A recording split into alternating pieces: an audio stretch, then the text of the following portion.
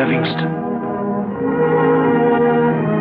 I presume. Yes, my name's Earp. Wyatt Earp? The Dolly sisters. Ben Hogan, sir. Edgar Allan Poe. Hello, Harry. How's everything in Independence? Moviegoers always love rubbing elbows with America's more celebrated citizens. They flock to see Julia, starring Jane Fonda as Lillian Hellman, one of Broadway's most distinguished writers. That is Sir Thomas's voice. Ask him the time. Sir Thomas, Her Majesty wishes to know the time. When Don Amici stars as Alexander Graham Bell, audiences adopt a new slang word for the telephone, the Amici. I think I will speak into it after all. Sir Thomas, your watch is 2 minutes slow. Set it.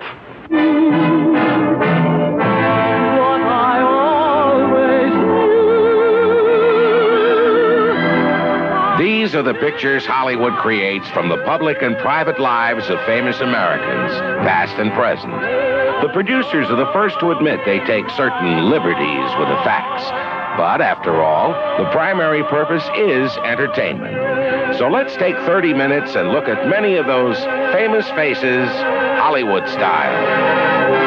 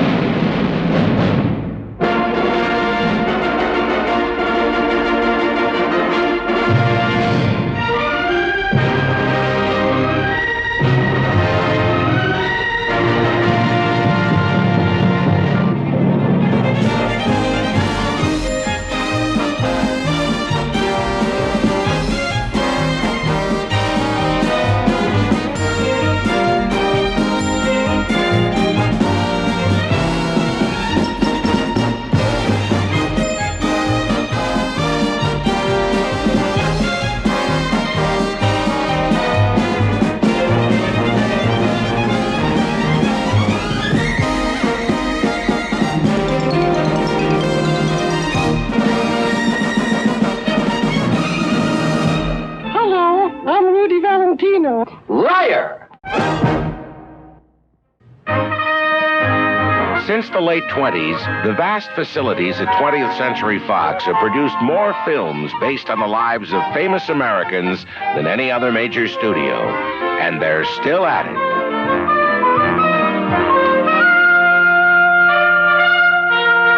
In 1970, George C. Scott portrays tough, outspoken four-star General George S. Patton.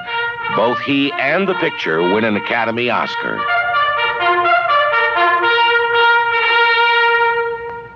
Evening, General. I just got the weather report for tomorrow. More snow. There goes our air cover. Sir, we may have to pull up and wait for better weather. Brave men dying up there. I'm not going to wait, not an hour, not a minute. Going to keep moving.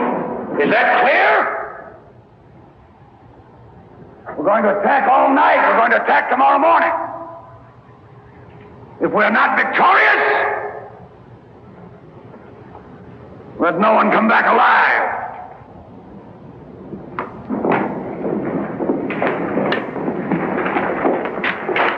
You know something, General? Sometimes they can't tell when you're acting and when you're not. It isn't important for them to know. It's only important for me to know. Another dazzling performance. James Earl Jones recreates his award-winning Broadway role of Jack Johnson in The Great White Hope.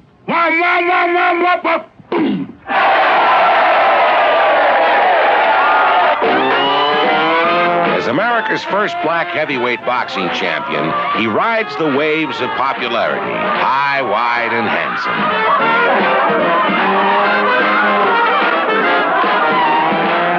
White America is not ready to accept his freewheeling lifestyle.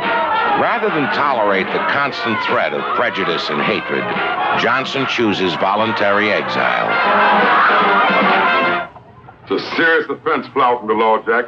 Oh, I know they done you hard, but It's gonna hang over you just as long as you live. Look, man, what's gonna hang, and I ain't hanging with it. I've done my kicking around this country. Served my one nights, my 30 days, one stew. I ain't gonna rot in no jail like no log for no 3 years and come out broke as this now, neither. I'm in the prime of my life. Got to live the way I got to. Gonna make me some money again. I'm gonna fight. I got my turn to be the champion of the world, and I'm taking my turn.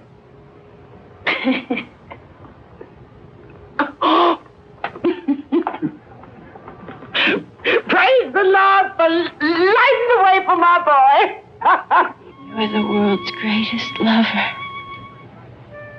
In a different type of movie portrait, Gene Wilder risks the wrath of Valentino's still faithful flock as he fascinates Carol Kane in The World's Greatest Lover. You must have had other men who gave you happiness. No. You mean there wasn't one time in your whole life when someone made you happy in that way? Never.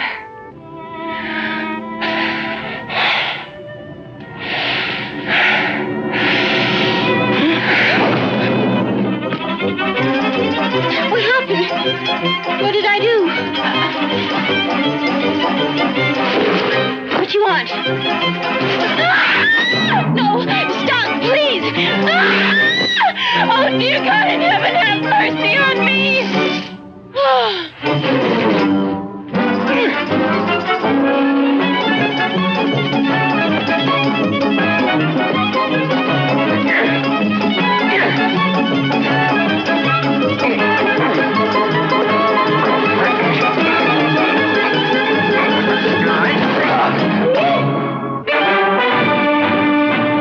As far back as the silent era, Hollywood discovers that America's pioneer years are a veritable gold mine of material for the movies. History provides an endless list of popular heroes, such as Brigham Young, played by Dean Jagger. Outlaws like the James Brothers. Jesse is Tyrone Power. Frank is Henry Fonda. Or Henry Fonda is Wyatt Earp, with Victor Mature as Doc Holliday. Gregory Peck is Jimmy Ringo. Wild West showman Buffalo Bill, played by Joel McRae. Especially the house, and it's still moving. Butch Cassidy and the Sundance Kid. America's favorite bad guys are Paul Newman and Robert Redford. But it's just one guy.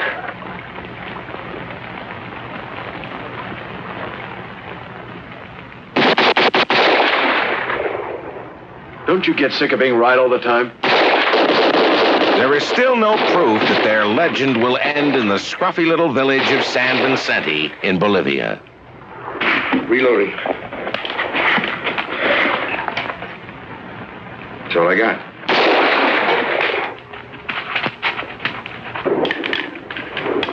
We're gonna run out unless we can get to that mule and get some more. I'll go. There's just no time for bravery, I'll let you. A legend ends, not on your tintype, Buster. Show business also comes in for its fair share of flamboyant, famous faces during those early times. Wallace Beery is the mighty Barnum, loves to bamboozle the public. His partner, Mr. Walsh, is Adolphe Menjou. I'm sorry, it'll only be a moment. We can't make the exit sign any larger, P.T. Covers the entire back wall now. Ain't there some other word for exit? Yes, egress, for example. What? Egress. E-G-R-E-S-S. I want to see the egress, too. Come on. All right. You and me should go into partnership together. Barnum and Walsh. No, that don't sound so good. That don't rhyme. Yeah, I've often wondered, what's your first name? Well, I don't like to tell it. It's a family secret. My first name is Bailey. Bailey! Bailey! That's it. Barnum and Bailey. That's right. Jacob, partner. You know, 100 years from now, people are liable to be talking about us. Barnum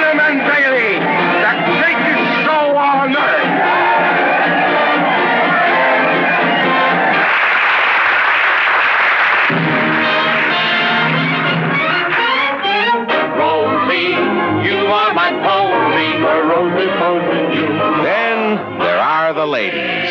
Ah, yes, the ladies. Bless them all. Their glitter and glamour lights up theaters and music halls from coast to coast.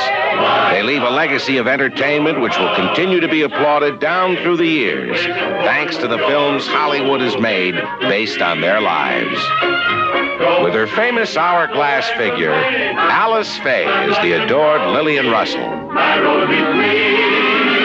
Am I your Rosie, your little... Gee, oh gosh, but you're so pretty, you're so smart, and you're so witty. Am I your hot boat? You have simply got me crazy, picking petals off a daisy. Come out here in the moonlight. The toast of New York and gay Paris, Betty Grable and June Haver are the irresistible Dolly sisters. Je viens près que j'ai une taxi, honey. Il faut que tu sois prête around 8:30. Chérie, ne tarde pas, je veux y être when the band starts playing. Et les two-step pour que tu t'en rappelles. Ne les gâche qu'avec moi, ma belle. Même si nous usons nos shoes. À danser les jelly roll blues.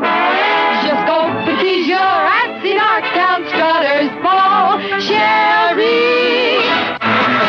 That naughty queen of song and dance, Eva Tangway, is played by Mitzi Gaynor. I don't like to hurry, I don't like to worry. I'm happy and carefree. I don't care. I know that style like mine is mighty rare. The young men don't bore me, the old ones adore me, 'cause I In just a moment on That's Hollywood, Clifton Webb as the March King John Philip Sousa climbs aboard the movie bandwagon of famous faces.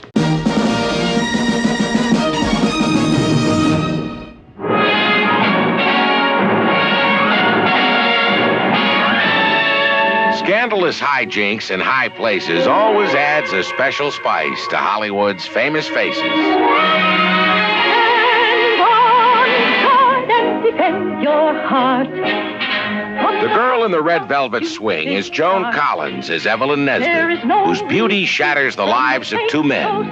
Her ex-beau, renowned architect Stanford White, played by Ray Milland. And her recent groom, socialite Harry Thaw, played by Farley Granger.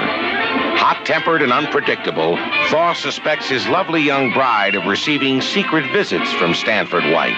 And on the night of June 25th, 1906, his jealousy gets the better of him.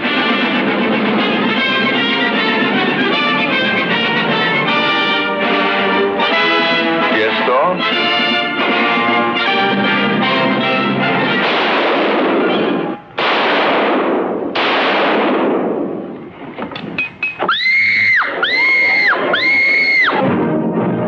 While actual names are used in The Girl in the Red Velvet Swing, in other movies based on headline stories, they're changed to protect the participants, as in Compulsion, based on the bizarre Leopold Loeb case. Please, Artie, I'll do anything you say.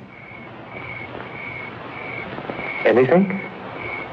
Dean Stockwell and Bradford Dillman are two young college students who commit 1924's crime of the century. With half the fat-headed... The brutal thrill killing of a 14-year-old boy. Yes, but together, Artie. Something perfect. Something brilliant. The two tested the superior intellect with every little detail worked out. And dangerous, really dangerous. That's the only way to be any fun. Yes. Facing the death sentence, their wealthy parents engage a famous crusader against capital punishment. Orson Welles is articulate, persuasive Clarence Darrow. Taken the world a long, long time to get to even where it is today. Your Honor, if you hang these boys, you turn back to the past. I'm pleading for the future. Not merely for these boys, but for all boys, for all the young. I'm pleading not for these two lives, but for life itself. For a time when we can learn to overcome hatred with love. When we can learn that all life is worth saving. and that mercy is the highest attribute of men. Yes, I'm pleading for the future. In this court of law, I'm pleading for love. Given life sentences, Richard Loeb will die in prison. After 34 years, Nathan Leopold is paroled to pursue an anonymous career in medical research. Court stands in recess until 10 o'clock tomorrow morning. Everybody doing it. If ever an era is ripe for Hollywood's movie makers, it is the madness of the Roaring '20s. Roll their shoulders in the air, snap their fingers, funny how you have. It's fair, it's fair, it's fair. Everybody. With Prohibition in full swing, the crime scene is alive with all manner of gangsters. None of them will have more movies made about his life than the elusive gang lord in the white Borsalino, Chicago's Scarface, Al Capone. What's wrong, Al? You guys just get off the boat or something? In the St. Valentine's Day Massacre, he is played by Jason The only guy Robards. around here knows what's going on in this town. Now, let me give you some real facts. Among the facts the big boss himself will learn is that being numero uno can suddenly become very detrimental to your health.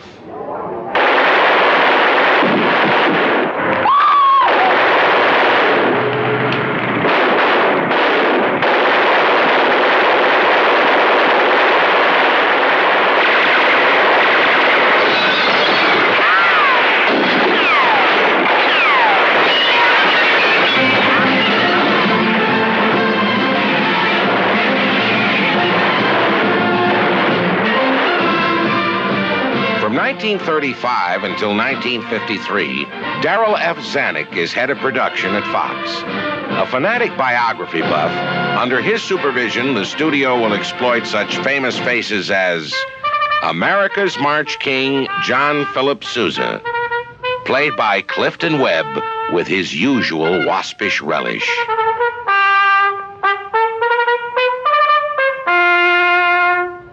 Thank you, sir. That was very good.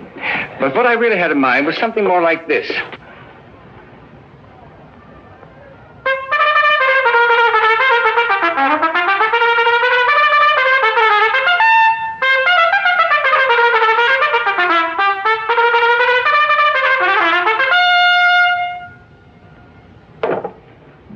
Would you care to try again?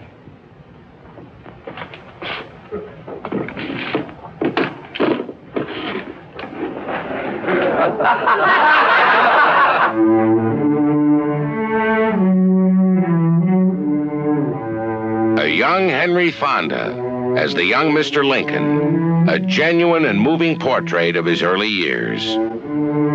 It is a picture which reflects all of Zanuck's passion for authenticity down to the smallest details. Gentlemen and fellow citizens, I presume you all know who I am. I'm plain Abraham Lincoln. My politics are short and sweet, like the old woman's dance.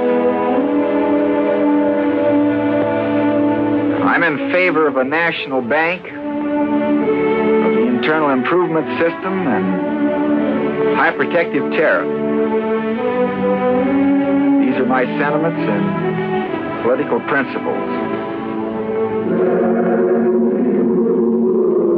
As President Woodrow Wilson, Alexander Knox faces a crucial meeting with the German ambassador, which could lead to war. The President. Sit down. Is your Kaiser so contemptuous of American military prowess? Does he think we are so weak and disunited just because we prefer peace to war that we will not fight in any circumstances? Or is he so drunk with power that he can't understand that such action will unite this nation as never before in its history? Mr. Lansing. Mr. President. You will hand His Excellency Count von Bernstorff his passports immediately. Good night, sir.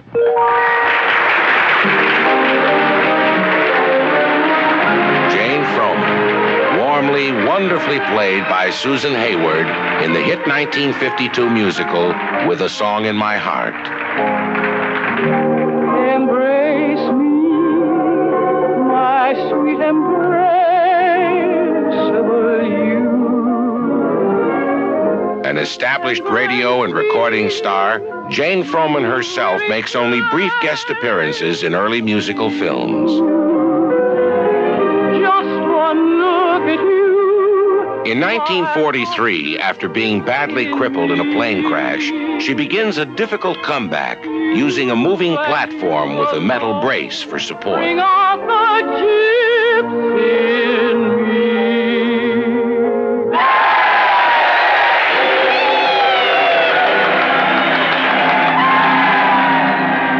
Within another year, however, she's again overseas doing what she loves the most, a courageous soldier in grease paint. In 1950, she will return to Hollywood to record the songs for this picture, which Susan Hayward mimes so beautifully.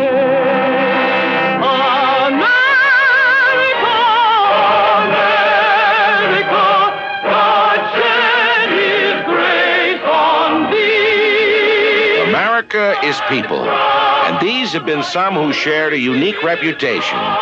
People who have made a dramatic impact on the American scene, due in part to the films based on their lives, but largely due to the talented stars who have brought us their famous faces, Hollywood style.